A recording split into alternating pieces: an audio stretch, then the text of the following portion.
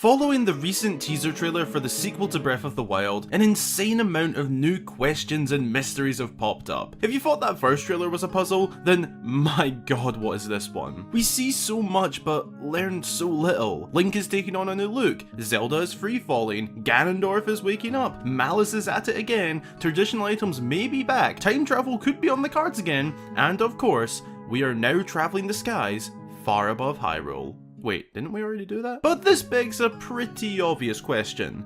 How exactly do we get up here? I mean, Link can't fly, nor can Zelda, and we don't have any creatures akin to the Loftwing to assist us. And as awesome as using a metal cart would be, I don't think that'll be the way. So how will we get up here? Well, I asked you guys right here on YouTube for some of your ideas, and that really kicked in some good old inspiration for me, and I have now gathered my thoughts on the matter. So be sure to go and grab yourself a snack or drink and send them in to get featured right here, and come fly with me right into this video. In various shots of the trailer, we see Link high in the sky, but never how he actually got up here. There is this one shot which we see him being dragged upwards in the air via the green hand, morphing him through solid rock and onto this platform. A common first reaction to this would be that this is how we do it, but it probably won't be as straightforward as this. I know, typical Zelda theorist, intentionally overcomplicating things.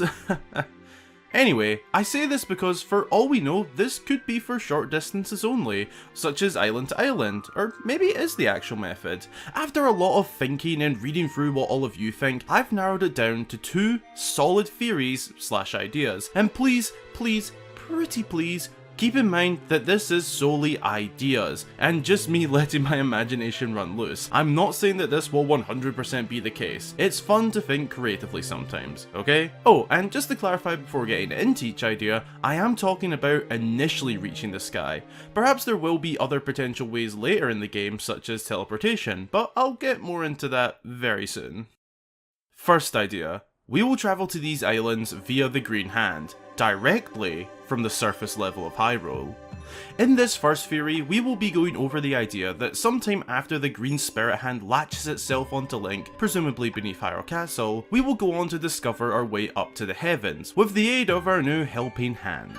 The thinking behind this idea is following the whole hand latching on part of finding Ganondorf, we discover that we must venture to the clouds above, possibly because following these events something triggered, similar to how the towers rode, and began lifting other parts of Hyrule into the sky, or maybe one of the islands became visible, indicating that we must venture upwards, or maybe the hand somehow just explains to us that we must get up to the skies. However we find out that we must get up there, we now have the knowledge that we must get up there. We then go on to learn that somewhere within Hyrule holds access points, perhaps multiple, locations in which the hand uses its powers to reach into the heavens and pull Link with it, which would result in this shot.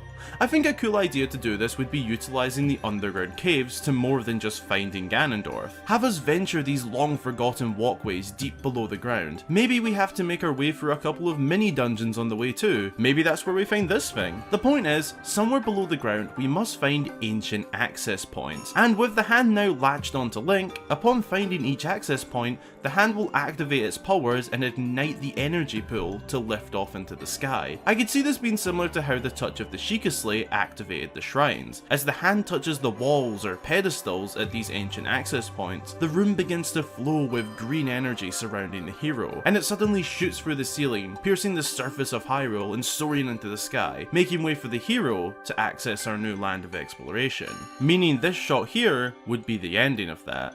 This could also explain what we see going on here with this reverse gravity puddle. Perhaps one of the self-titled access points lies below here and is just being activated, and moments before the green energy shoots through the ground, anything above begins to be pulled upwards with the oncoming energy. I personally think this is a shot from the first time we go into the skies. A cutscene basically. The same sort of cutscene we saw when we first activated the shrines. Now these access points could act similar to how we got to the surface in Skyward Sword. So, in reverse. If you don't know what I'm talking about, then allow me to quickly explain. In Skyward Sword, we start off in the skies, then bit by bit we unlock holes through the cloud barrier between the sky islands and the surface, unlocking a new region each time. I think that these theoretical access points could work in the same way. Say there are 4 access points in Hyrule, they could all pull Link up to 4 different areas within the sky, with each sky area having its own unique dungeon, purpose and storyline. The possibilities are near endless at the moment, but this isn't the only logical idea I could come up with. Second idea. We will initially reach the skies via Hyrule Castle. Going off what I suggested in the first theory, this would obviously mean that the green hand is not our way up. Kind of. Not directly. In this theory, the hand would be used to go from island to island once up there, but not from surface to sky. I mean, in that shot, we don't see where Link is actually coming from. It's just a guess that that's the surface. For all we know, it is just a lower island, and this is how we get to nearby islands, latching onto them. Which I honestly think is the more likely scenario in terms of the hand. As for initially reaching the skies, Hyrule Castle. I believe that this will be the beginning of our venture upwards. We can more or less unofficially confirm that Ganondorf is below the castle. We see it begin to rise in the shot following his awakening, we see malice flowing from his body, and then malice violently spewing from beneath the castle. It's settled.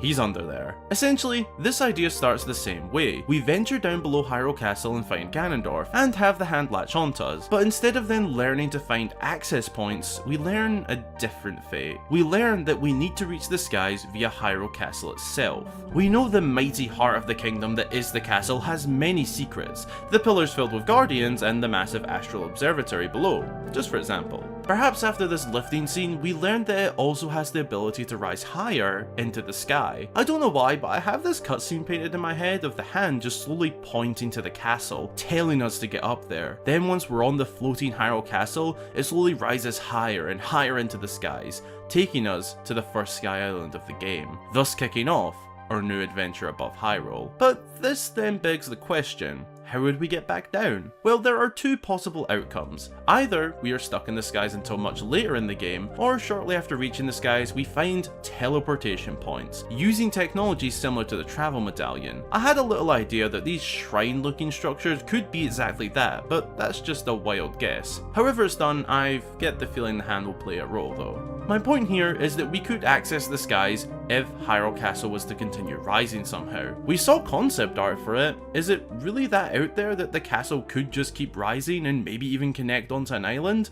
thus kicking off our adventure in the skies? No, it's not that out there.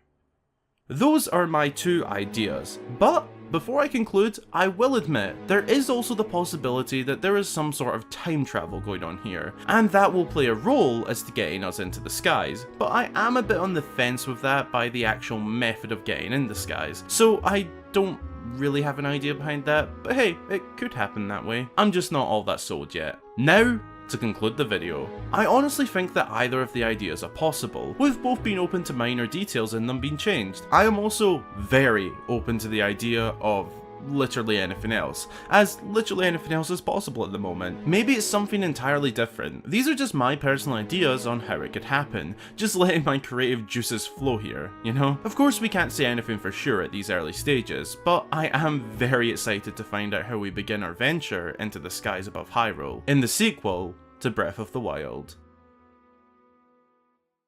Thanks a ton for watching. I really hope you enjoyed the video, and if you did, be sure to drop a like and consider subscribing for more fabulous Zelda content. How do you think we'll be travelling to the skies in the sequel? Could one of my ideas be correct, or is it something different entirely? Leave a comment with your thoughts and look out for my replies. As always, a huge special thank you goes out to all of my supporters across Patreon and YouTube, with special thanks to new supporter Joanna. I appreciate it. If you'd like to join them and get yourself some behind the scenes looks at my work, a shout out upon joining, your name at the end of every video, and more, then consider supporting. Again, thanks for watching, and until the next time, I've been Hyrule Gamer.